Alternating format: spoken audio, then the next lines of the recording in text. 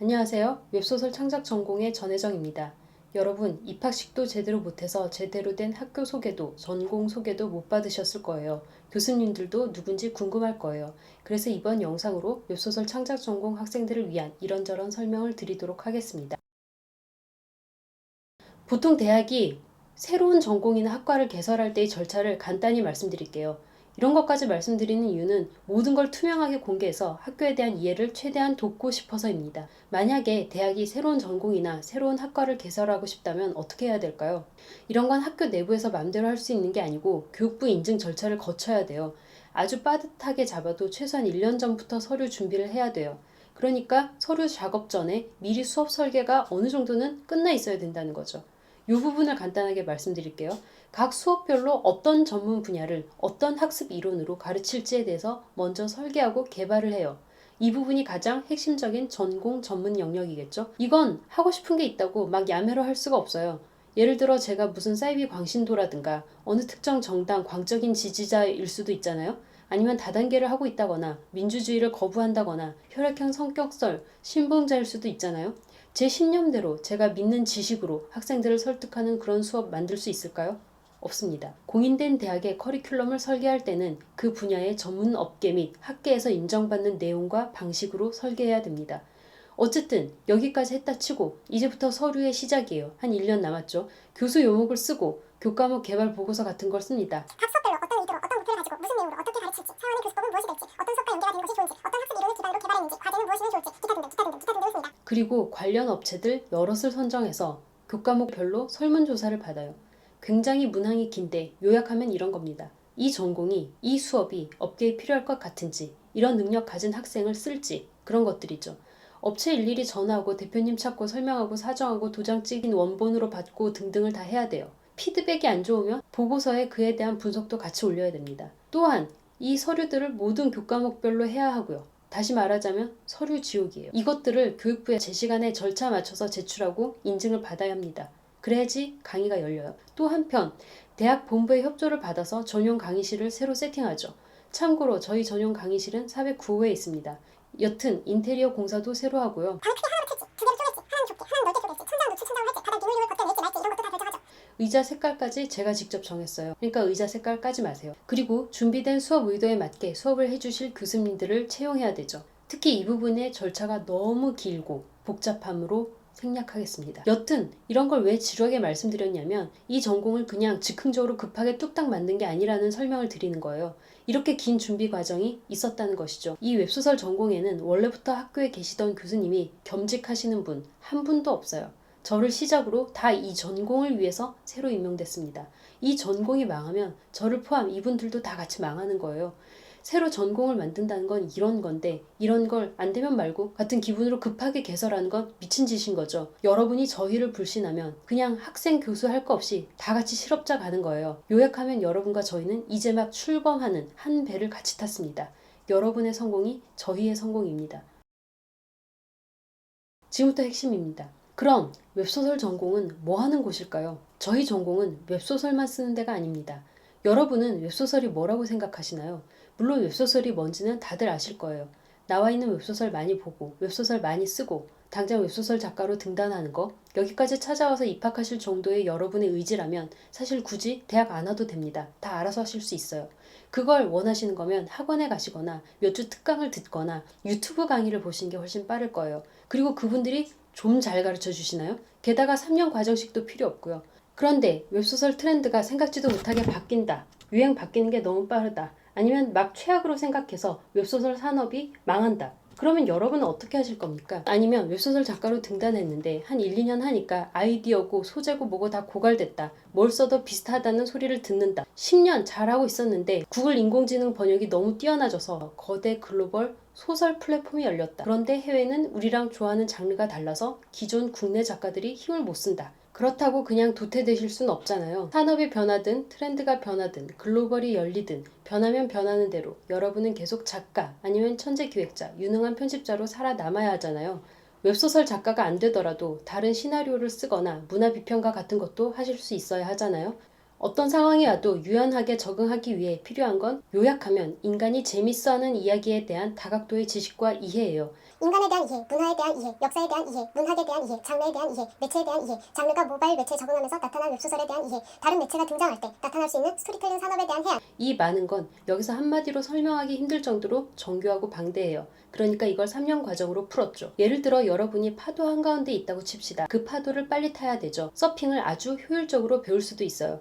대신 그 파도가 거세지거나 조류가 바뀌면 이유를 몰라서 어떻게 해야 될지 몰라서 두렵겠죠. 그런데 만약 전체 바다를 조망할 수 있다면, 바다 위에서 내려다볼 수 있다면, 바다가 어떻게 변해도 안 그래도 날씨 보니 슬슬 이게 올 때쯤 됐다 싶더니 할 수 있게 되는 겁니다. 예를 들어 저희 수업에 장르 고정 강독 수업이 있죠. 에드가 앨런 포 같이 19세기 작품들 같은 거 웹소설도 아닌데 왜 읽냐고 불평하시는 분들 분명히 있어요. 여러분한텐 아주 고리타분하고 지루한 옛날 소설로 느껴질 수도 있어요. 그런데 이런 작품들은 그 이전의 문학의 경향과 분명히 달라서 대중들을 열광시키고 매료시킨 나머지 결국 비슷한 패턴의 장르를 최초로 태동시킨 작품들이에요.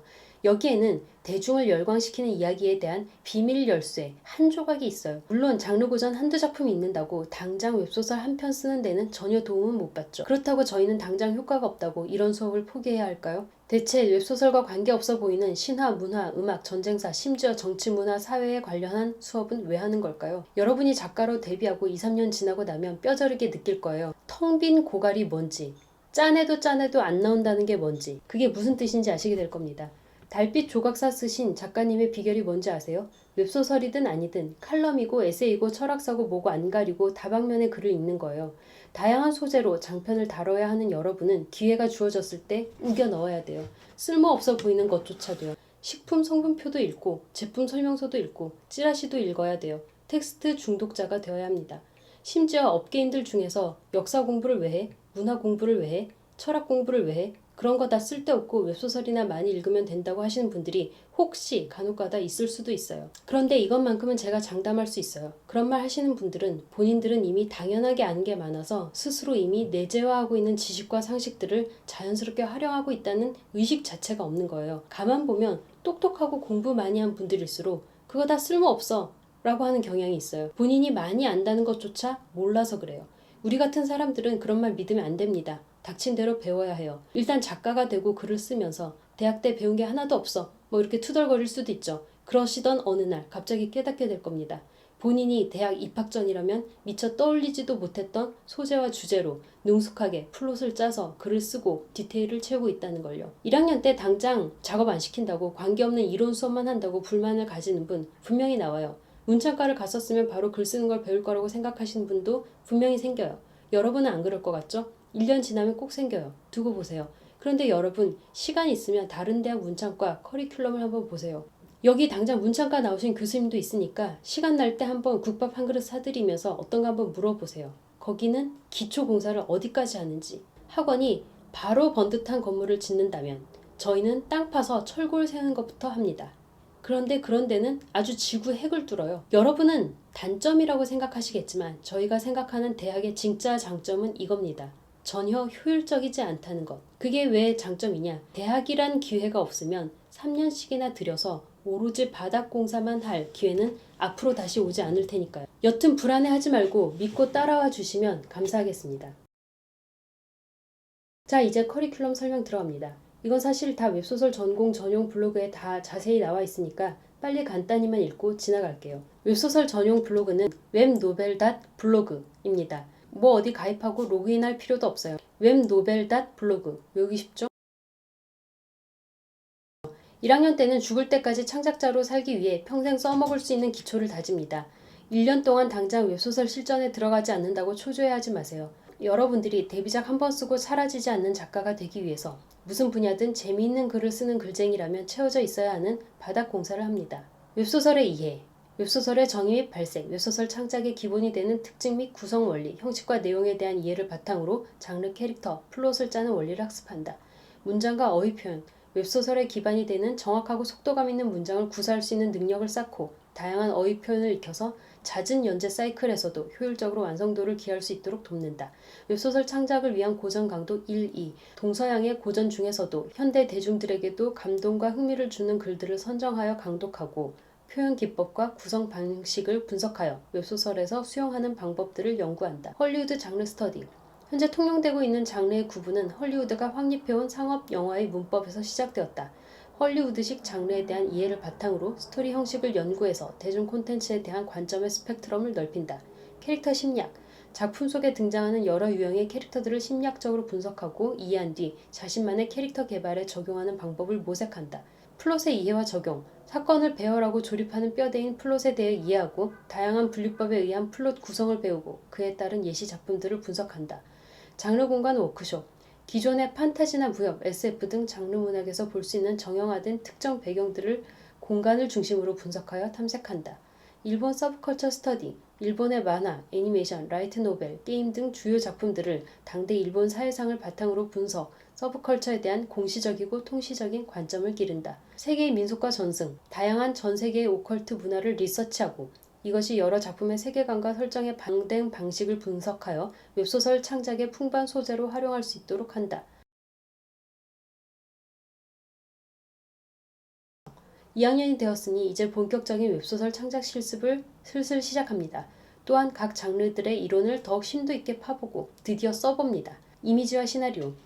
드라마, 영화, 애니메이션, 웹툰 등의 대본이 시나리오를 쓰는 법을 배우고 익힌다. 웹소설 창작 실습 1, 2. 웹소설의 바탕인 장르적 관습과 서사, 플롯, 캐릭터, 문체 등에 관한 이론을 바탕으로 단계별 창작 실습을 통해 웹소설의 특징을 이해한다. 장르 연구 로맨스. 말할 것도 없으니 넘어가겠습니다. 장르 연구 SF, 장르 연구 판타지와 무협, 장르 연구 미스터리 스릴러 호러, 장르 고전 강독 1, 2. 장르를 태동시키거나 장르 문학의 가능성을 보여주었던 여러 고전 작품들을 함께 읽으며 장르에 대한 심도 있는 이해를 추구한다. 드라마 창작 워크숍. TV 및 웹드라마는 물론 영화 및 연극에서의 드라마를 창작하는 기술을 함양한다. 뿐만 아니라 방송 영상 콘텐츠를 구성하는 다양한 글쓰기를 학습한다.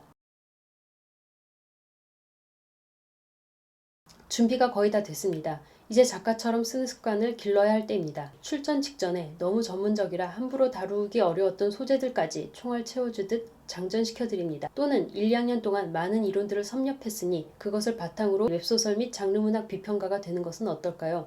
웹소설 기획사와 계약을 했는데 모르는 작가들과 협업을 하라는 경우는 또 어떻게 해야 할까요? 이런 경우 말고도 1, 2학년 동안 수업을 들어보니 작가보다 나는 아예 팔릴만한 글을 보는 눈이 높아져서 편집자가 되거나 출판사를 차리는 게 더 적성이겠다 싶은 학생들도 나옵니다. 이 모든 것을 3학년에 대비합니다. 웹소설 프로젝트 1, 2. 현역 작가와 같은 주기로 웹소설을 창작하고 플랫폼에 업로드하는 전반적인 과정을 주 2, 3회 단위로 수행하면서 웹소설 작가로 데뷔한 이후 현실적으로 일어날 수 있는 문제들을 미리 검토한다. 디지털 출판과 창업, 완성된 글을 편집하고 출판하는 과정에 대하여 전반적으로 이해하고 실습한다. 게임 스토리텔링 실습.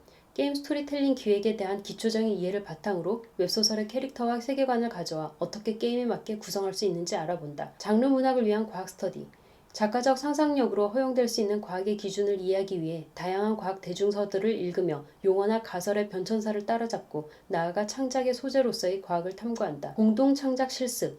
글작가와 일러스트 작가의 협업, PD와의 역할 분담, 공동 창작을 위한 디지털 도구를 쓰는 방법 등에 대해 알아본다. 전쟁사와 군사, 동서양의 전쟁사를 연구하고 각 전쟁에서 환경과 상황에 따른 전략과 전술을 알아본다. 장르문학 비평. 비평은 한 예술 분야를 제도권 내에 유통시킬 담론으로 끌어올리는 작업이다.